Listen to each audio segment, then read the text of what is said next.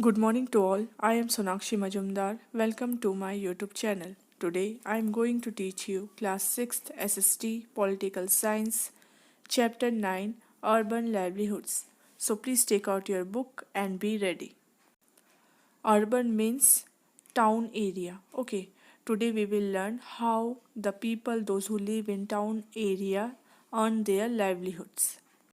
Working on the street. This is the city where my cousin lives and earns his livelihood. I have been here only a few times.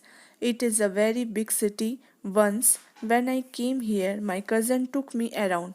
We left the house early in the morning. As we moved towards the corner onto the main street, we were amazed to see that it was already buzzing with activity. The vegetable vendor was already busy arranging tomatoes, carrots, and cucumbers in baskets as her stall so that people could see what items she had to sell. Next to her stall, there was a lovely, colorful stall that used to sell all kinds of flowers. We bought a red rose and a yellow rose from this stall. On the pavement opposite, we saw a person selling newspapers with a small crowd of people around him. Everyone seemed eager to read the news. Buses whistled past, and there were auto rickshaws filled with school children. Nearby, there was a tree under which a cobbler sat, taking his tools and materials out of a small tin box. Next to him, the roadside barber who had already begun this work and already had a customer who wanted an early morning shave. A little way down the road, a woman was pushing along a cart with various kinds of plastic bottles, boxes, hairpins, clips, etc. in it, while another person on a cycle trolley was carrying vegetables to sell to people in their houses. We arrived at a place where rickshaws were standing in a row waiting for customers. We decided to take one of the market which was about 2 kilometers down the road. The rickshaw puller, whose name was Bachu Manjhi, he saying that I belong to a village in Bihar where I worked as a mason. My wife and three children live in the village. We don't have any land. In the village, I did not find masonry work regularly. The income that I earned was also not enough for our family to survive. After I reached this city, I bought an old cycle rickshaw and paid for it in installments. This was several years ago. Early morning, I come to this bus stop and carry the customers wherever they want to go. I work till 8:30 in the evening. I take rides of up to 6 kilometers in the surrounding area. I get rupees 5 to 10 per trip depending on the distance. When I fall ill, I stop doing this work. So, on those days, I don't earn anything. I live with my friends in a rented room. They work in a nearby factory. I earn between rupees 80 to 100 every day, out of which I spend rupees 50 to 60 on food and rent. The rest is saved by me for my family. I visit my village 2 or 3 times a year to see my family. Though my family survives on the money I send, my wife also earns from agricultural work that she gets once in a while. Like Bachchu Manjhi, there are a large number of people in the city who work on the streets. In a survey conducted in Ahmedabad city, it was found that 12% of all the workers in the city were people who work on the street. They sometimes sell things or repair them or provide a service. They work on their own. They are not hired or employed by anyone and therefore have to organize their own work. They have to plan themselves how much to purchase as well as where and how to set up their shops. Their shops are usually of temporary structures. Sometimes it is made by just some boards or papers spread over discarded boxes, or maybe a canvas sheet hung up on a few poles. Those who have their own carts, they use them. Sometimes they set up a shop simply by a plastic sheet spread on the pavement. They can be asked to dismantle their shops at any time by the police. They do not have any kind of security. There are certain parts of the city where these hawkers are not permitted to enter. Vendors sell those things that are often prepared at home by their families who purchase, clean, sort, and make them ready to sell. For example, those who sell food or snacks on the streets prepare most of this at home. According to an estimate, there are almost 1 crore street vendors in the country who work in urban areas. Till recently, street vending was looked upon only as an obstruction to traffic and to people walking. However, with the intervention of several organizations, it is now recognized as a general benefit and as a right of people to earn their livelihood. The government is seriously thinking about changing the law that bans street vendors so that they have a place to work and that there is also a free flow of traffic and people. It has been suggested that hawking zones should be created in towns and cities. It has also been suggested that mobile vendors should be permitted to move around freely. Hawkers require to be a part of committees that are set up to take this and other decisions relating to them. In the market. When we reached the market, the shops were just starting to open, but the place was already crowded because of the festival season. There were rows and rows of shops selling sweets, toys, clothes, footwear, utensils, electronic goods, etc. At one end, there was a dentist clinic too. My cousin had an appointment with the dentist. We went there first so that we would not miss our turn. We waited for some time sitting in a room before she was called inside. The dentist examined her teeth and asked her to come back the following days to get a cavity in her tooth filled. My cousin was scared because she thought the process would be painful and was upset that she herself had permitted her teeth to go bad. I wanted to buy some ready made clothes, so from the dental clinic, she took me to a new garment showroom. The showroom had 3 floors. Each floor had different types of clothes. We went to the third floor where clothes for girls were kept. Harpreet and Vandana, business persons. There is a small shop in the market where my father and uncle worked. During festival times and on Sundays, my mother and I helped them in the shop. I started working there only after I finished my college. Who said this? Harpreet. Okay.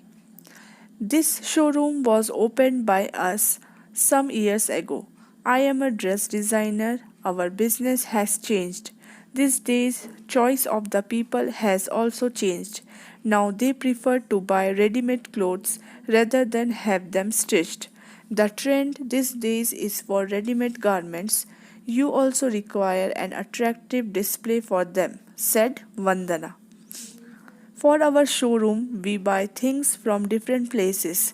We purchase most of the materials from Ludhiana, Mumbai, Ahmedabad, and Tripura. We also purchase some materials from Noida and Gurgaon, towns near Delhi. We get some dress items from foreign countries too. There are a large number of things we require to do to run this showroom properly. We advertise in a number of newspapers, cinema theaters, television, and radio channels. At present, we have taken this building on rent, but soon we plan to buy it. Ever since, this market has become the main market for people living in the surrounding. apartments. Our business has prospered. We have been able to buy a car and book a flat in an apartment complex nearby. All these things are said by Harpreet and Vandana. They are the business person. Like Harpreet and Vandana, there are several people who own shops in different markets in the city. These shops may be small or large and they sell different things. Most business persons manage their own shops or business. They are not hired or employed by anyone, but a number of other workers, such as supervisors and helpers, are employed by them. These are permanent shops that are given a license to do business by the municipal corporation. The municipal corporation also decides on which day of the week the market has to remain closed. For example, the shops in the above market are closed on Wednesdays. This market also has small offices and shops that provide different kinds of services such as banks, courier services, and others. In the factory workshop area, I wanted to have zari work done on one of my dresses which I wanted to wear on a special occasion. My cousin told me that she knew one Nirmala who works in a garment factory. Nirmala's neighbors do zari work and embroidery. So we caught a bus and headed towards the factory area. The bus was fully crowded. At every stop, more and more people boarded the bus and hardly anyone seemed to get off. People were trying to push others to make more space for themselves. My cousin guided me to a corner so that we wouldn't get squashed. I was surprised, thinking how people travel like this every day. As the bus entered the factory area, people started getting off. We also got off soon at a crossing. What a relief that was! We saw a large number of people sitting on railings or in groups at the crossing. They seemed to be waiting for someone. Some groups had surrounded people sitting on scooters and talking with them. My cousin pointed out that this place was called Labor Chowk. These people were daily wage laborers who work as helpers to masons. They do a number of jobs such as dig at construction sites, lift loads or unload trucks in the market, dig pipelines and telephone cables, and also build roads. The number of such casual workers in the city is very large. As we entered the factory area, we find it full of small workshops. There seemed to be endless rows of them. In some section, we saw people who were working in a small room on sewing machines where clothes was being stitched. One person operated one sewing machine. Stitched clothes were stacked on one side of the room. We located Nirmala in the stitching unit. She was happy meeting my cousin and assured to get zari work done on my dress. Nirmala works as a tailor in an export garment unit. The factory where she works makes summer clothes for people in foreign countries such as USA, UK, Germany, and the Netherlands. Workers like Nirmala have to work very long hours during the months from December to April. A normal working day starts at 9 a.m.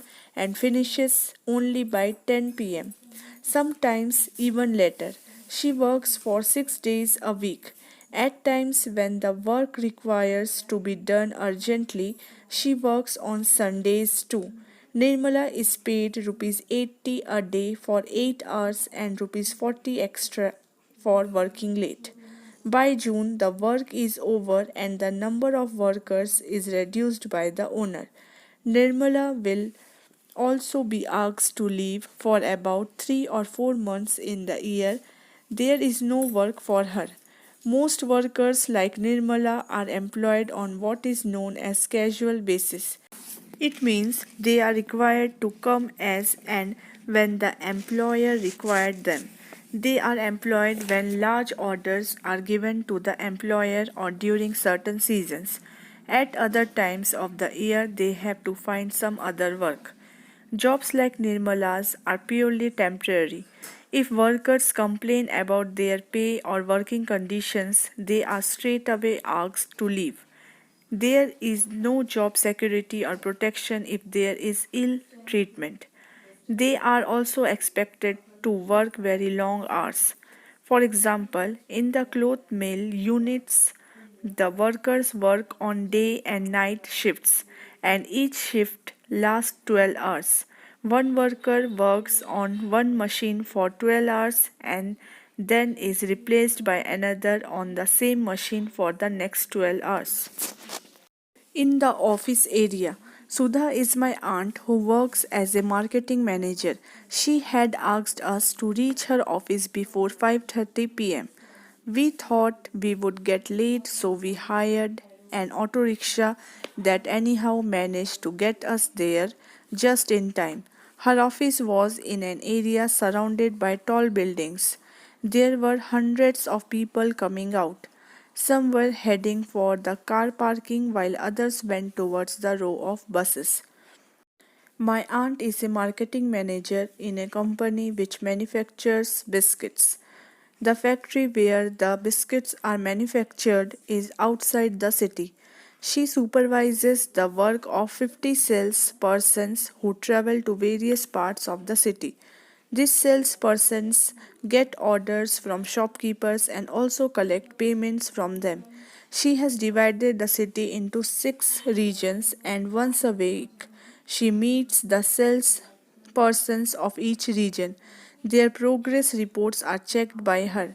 She also discusses problems they face. She has to plan the sales in the entire city and often has to work late and travel to various places. For her work, she gets a regular salary every month and is a permanent worker with the company. She can expect her job to continue for a long period of time because she is a permanent worker of the company. She also gets other benefits such as the following: savings for old age. A part of her salary is kept in a fund with the government. She gets interest on this savings. When she retires from this job, she will get this money and she can then live on that money. Holidays. Sundays and national holidays are holidays for her. She also gets some days as annual leave. Medical facilities for her family. The medical expenses are borne by her company were pay a certain amount for her and her family members. She gets medical leave if she falls ill and her salary remain intact if she takes this leave. There are several workers in the city who work in offices, factories, and government departments where they are employed as regular and permanent workers. They attend the same office or factory on regular basis. Their work is clearly identified. They get a regular salary. Unlike casual workers, they will not be asked to leave if the factory does not have much work. At the end of the day, we got into my aunt's car, but it had been very satisfactory, and I thought how interesting that so many people do so many different things in the city. They have probably never met each other, but it is their work that ties them together and helps to make up city life. So, students, this chapter is completed. Your homework is to do the book reading of this chapter. I will send you the PDF and you can complete your notes. Write in good handwriting, your notebook should be completed. Thank you.